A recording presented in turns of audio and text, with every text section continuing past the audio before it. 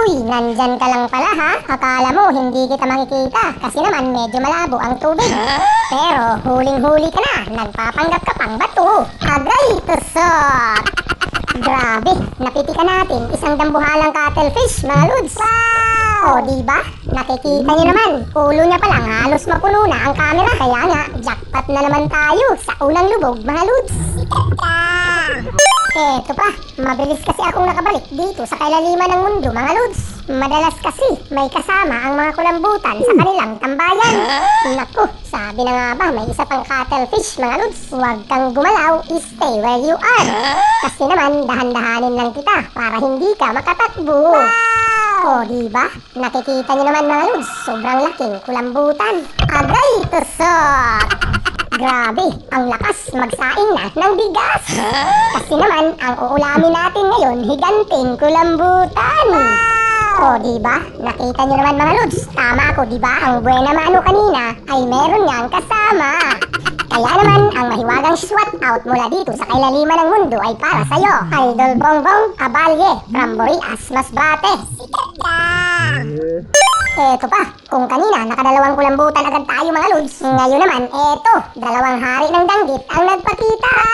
Uy, wait lang, pagdikitin ko muna kayo para dalawa sa isang pitik. Uy, may LQ, ayaw dumikit sa kanyang kabit. Agay, tusok! Grabe ang lapad, huwag parisan ng lapad.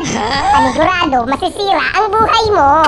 Alam nyo ba, nakuha din ng aking kasama yung isa pang higanting danggit.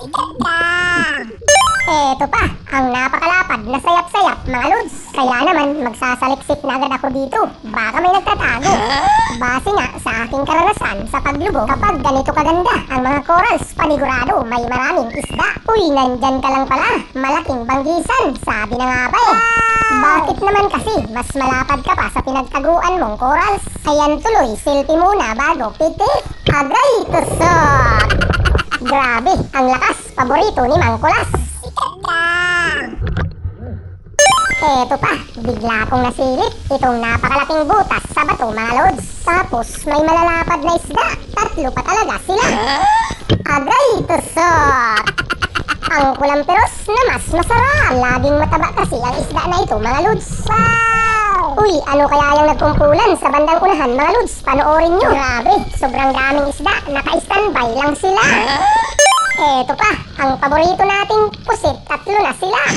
Uy, saan ba ang pasyal nyo, mga mabait? Kasi naman, sabihin ko sa inyong 3, saktong-sakto ang inyong dating. Kasi nga, may order lang naman si Ninong. Yung labas daw, sariwang pusit. Agay, tusok!